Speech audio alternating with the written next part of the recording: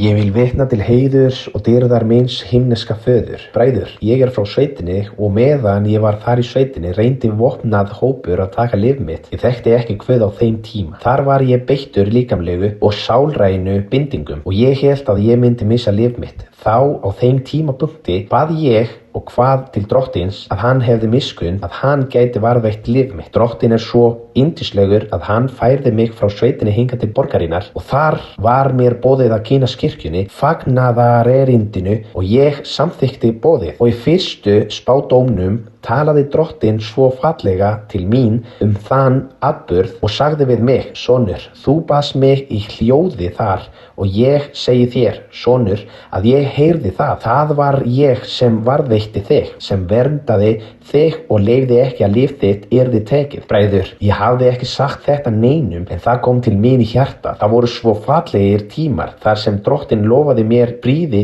hamingju, gleði í hjarta mínu og ég hef séð orð hann rætast, að ég þyrfti að vera sterkur, hugrukkur, því erfiðir tímar kæmu en að hann væri alltaf með mér. Svo gerðist það að sonur mín þurfti á aðgerð að halda og læknarnir sögðu að þetta yrði mjög hratt, að við þyrftum ekki að hafa áhyggjur. Það var í hálsinum hans og læknarnir slítu slaggæðina í hálsinum. Sonur minn misti meira en 90% af blóði sínu. Í raun var hann nánast dauður. Drottin gaf sonu mín í upplifun en ég man eftir lofvörðum Drottins á þeim tíma og ég bað og hvað til Drottins að hann hefði miskunn, því sonu minn var endurbaður, fullur af mörgum tækjum. Og þá í gegnum marga daga fór ég í kirkjuna og ég man að Drottin í óendanlegri miskunn síni sagði í gegnum varir okkar móður, systur María Lúísu, að við gætum lagt hendur á okkar ástvini. Og þannig, bræður, í gegnum þessa hendurleggingu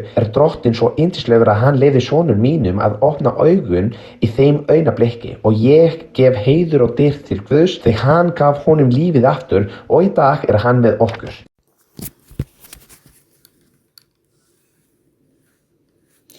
Ég að vota til að gefa dýrðir og lofi til okkur Guð. Í heilu spáorðin gefum Guð tala við mig og segja mig að passar ekki myndu sonur og dætur mína, af því að það væri hann sem að hugsa það hvað ætla þeir að læra og það búin að vera svona. Hann sagði mér að ég ætla að horfa þeir að vatsa, að útskrifa og líka vinna. Í þannig tíma það var mjög illa sem ég var með krabbamein, mjög vond. Þegar Guð búin að tala við mig svona fallega lofi og í það fyrir mig rosalega hamingju af því að allt það búin að fylgja út úr miskunn Guð. Líka Guð var að segja mér að en á þína sem þú hugsar ekki fljótlega ætla vera í mína hús og það væri að leggja hendurna á þessi svona litla sem þau eiga og það gerir líka, hann sagði við mig að gefa svona barni fyrir mína bröður í holdi sem var ekki með barn.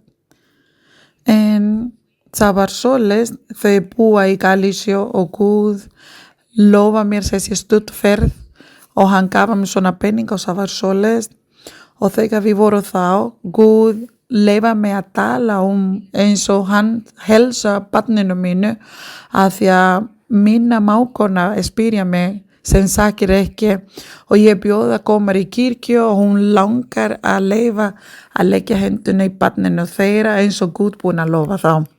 Líka Guð búin að segja að ég ætla að vera í svona